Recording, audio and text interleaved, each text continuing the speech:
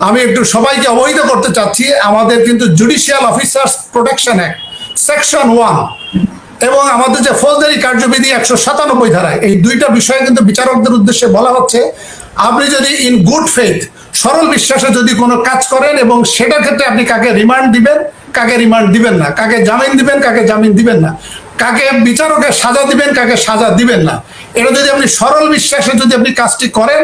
আর judicial officer protection act 1850 section 1 এখানে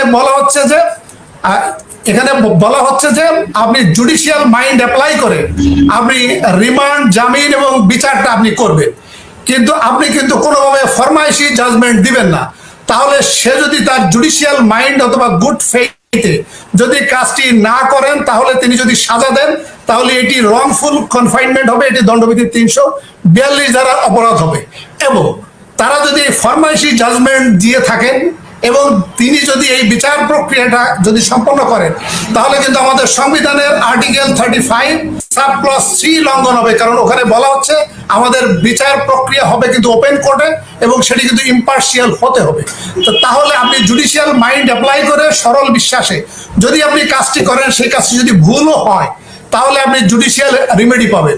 কিন্তু আপনি যদি গুড ফেইথে অথবা জুডিশিয়াল মাইন্ড অ্যাপ্লাই করে যদি না করেন, তাহলে কিন্তু আপনি কিন্তু সংবিধান লঙ্ঘন করলেন এবং দণ্ডবিধি 220 ধারার অপরাধ করলেন, 221 ধারার অপরাধ করলেন এবং আপনি কিন্তু আলটিমেটলি কিন্তু আপনার কিন্তু এই যে আমাদের দণ্ডবিধি 34 এবং 109 ধারার অপরাধে কিন্তু এটা কিন্তু তার বিচার হতে পারে। এবং এটা যদি বিচার প্রমাণিত হয়, তাহলে সরকার পরিবর্তনের সাথে সাথে আমাদের ফৌজদারি কার্যবিধি 41 ধারা অনুসারে তার কিন্তু বিচারিক ক্ষমতা কেড়ে নিতে পারে।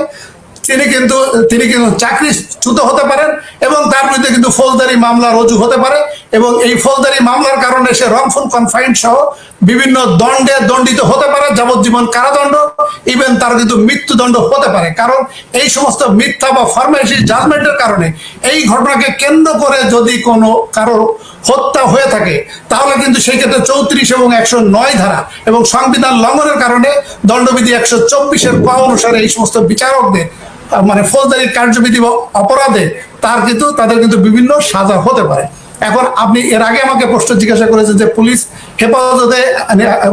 হেফাজতে যে সমস্ত নির্যাতনগুলো হচ্ছে, এটি কিন্তু আমাদের কিন্তু আইন আছে, পুলিশ হেফাজতে নিবারণ মৃত্যু আইন, এবং এখানে সেকশন 12 ধারাতে বলা হচ্ছে যে আপনার সিনিয়র অফিসার আপনাকে কি বলেছে, this is of no excuse.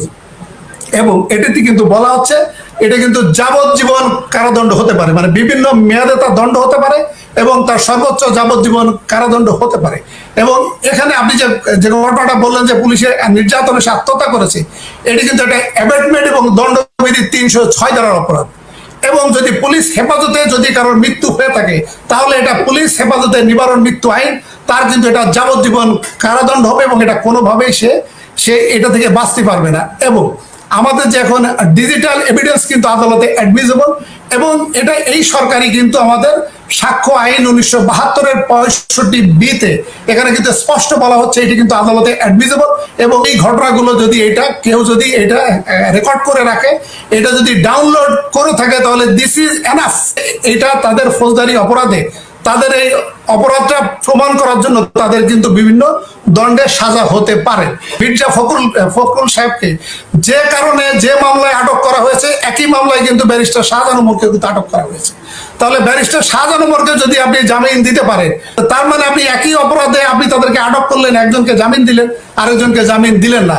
তার মানে আলটিমেটলি কিন্তু যিনি বিচারক এই কাজটি করলেন, তাহলে উনি কিন্তু তার জুডিশিয়াল মাইন্ডটা কিন্তু অ্যাপ্লাই করেন নাই, উনি কিন্তু সরল বিশ্বাসে কাজটি করেন নাই, উনি কিন্তু ফরমাইশি ভাবে, উনি কিন্তু রাজনৈতিক উদ্দেশ্য প্রণোদিত হয়ে উনি কিন্তু পারপাসফুলি কিন্তু এই কাজগুলো করেছেন, যেটা কিন্তু আমাদের বেআইনি হয়েছে।